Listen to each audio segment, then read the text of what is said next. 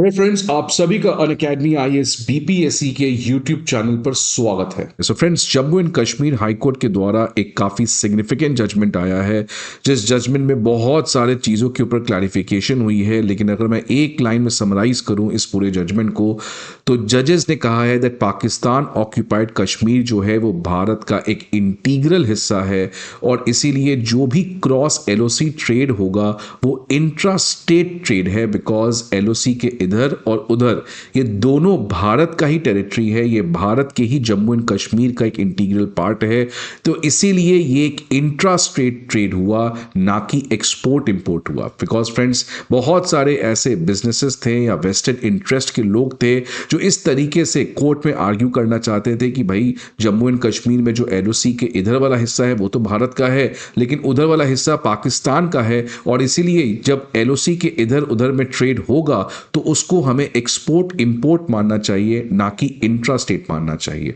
तो फ्रेंड्स, इन तमाम तरीके के वेस्टेड आर्ग्यूमेंट को, एंटी नेशनल आर्ग्यूमेंट को जम्मू एंड कश्मीर के हाई कोर्ट ने साफ तौर पर रिजेक्ट किया है और कहा है कि पीओके भारत का एक अहम हिस्सा था, है और रहेगा, और इसीलिए जो भी क्रॉस एलओसी ट्रेड है वो एक इंट्रा स्टेट ट्रेड माना जाएगा। तो देखिए फ्रेंड्स, न्यूज क्या आ रहा है कि the Jammu and Kashmir high court has ruled that the trade between the two parts of Kashmir, divided by the line of control, would be considered intra-state trade, not import-export, as Pakistan illegally occupied Jammu and Kashmir is also an integral part of the India। तो ये देख सकते हैं friends map में, ये जो territory है, ये जो पाकिस्तान ने इलीगली भारत से ऑक्यूपाई कर रखा है, और ये जो इस समय भारत के एब्सोल्यूट कंट्रोल में है। अभी तक यहां से जो यहां ये जो क्रॉस एलओसी ट्रेड है, इसके कॉन्टेक्स्ट में बहुत सारे लोग जो हैं वो कोर्ट में इस तरीके का माहौल बनाना चाह रहे थे कि ये जो क्रॉस एलओसी ट्रेड है ये एक इंपोर्ट एक्सपोर्ट का ट्रांजैक्शन है। इसी कॉन्टेक्स्ट में क्लैरिफिकेशन आया Jammu and Kashmir high court का, जैसे इसमें कोई भी कंफ्यूजन नहीं होना चाहिए कि ये पूरा टेरिटरी जो है वो जम्मू एंड कश्मीरी है, जो भारत का है, और इसीलिए ऐसे कोई भी ट्रांजैक्शंस को हमें इंट्रा स्टेट कंसिडर करना चाहिए। अब मैं थोड़ा सा आपको कॉन्टेक्स्ट बता दूं कि ये पूरा कॉन्टेक्स्ट क्या है। फ्रेंड्स, 2008 वो साल है जिस साल ये क्रॉस एलओसी ट्रेड की शुरुआत होती है, बिकॉज उस समय की गवर्नमेंट कॉन्फिडेंस बिल्डिंग मेजर को बढ़ाने के लिए between India and Pakistan economic relations को इंक्रीज की, जिसके अंदर ये जो क्रॉस एलओसी ट्रेड है इसको शुरू किया गया। ये जो क्रॉस एलओसी ट्रेड 2008 में शुरू हुआ था, इसको 2019 में ऑफिशियली सस्पेंड किया गया, जब पुलवामा में पाकिस्तान बैक टेररिस्ट ने भारत के एक पैरामिलिट्री कॉन्वॉय के ऊपर अटैक किया, जिसमें 40 पैरामिलिट्री पर्सनल शहीद हो गए, और एक तरीके से situation was that both the countries could have gone in a war. आपको पता है सर्जिकल स्ट्राइक भी भारत ने किया,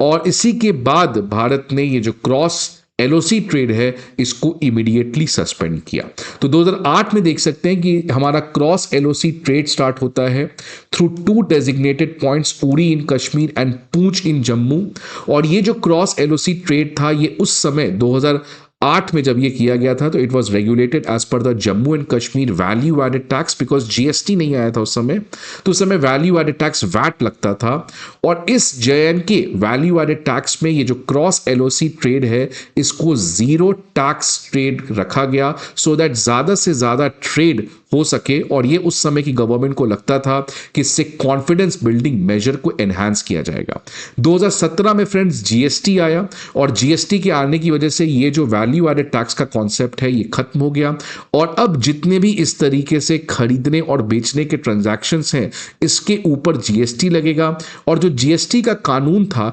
इसमें क्रॉस एलओसी ट्रेड को कोई भी टैक्स एग्जेम्पशन नहीं दिया गया था। जो नॉर्मल ट्रांजैक्शंस है वही सेम टैक्स जो है, जो एक नॉर्मल ट्रांजैक्शन पे लगता था, वो क्रॉस एलओसी ट्रेड में भी लगेगा। लेकिन पेटिशनर्स जो हैं वो क्रॉस एलओसी ट्रेड को अभी तक जीरो रेटेड सेल मानते रह गए। मतलब ये जो क्रॉस एलओसी ट्रेड है उसमें कोई भी टैक्स देने की जरूरत नहीं है। अब इसी कॉन्टेक्स्ट में जो ट्रांजैक्शन 2017 से 19 के बीच में हुआ है, बिकॉज 19 में तो पुलवामा के बाद हमने बंद ही कर दिया, 2008 से लेकर 16 तक तो जीएसटी था नहीं, तो ये जो 2 साल का मामला है जिसमें जितने भी ऐसे ट्रेडर्स हैं जिन्होंने क्रॉस एलओसी ट्रेड किया, इनको जीएसटी फाइल करना था for all the inward and outward जो भी उन्होंने क्रॉस एलओसी ट्रेड में खरीदा है या बेचा है, इन सब के ऊपर उनको जीएसटी देना था।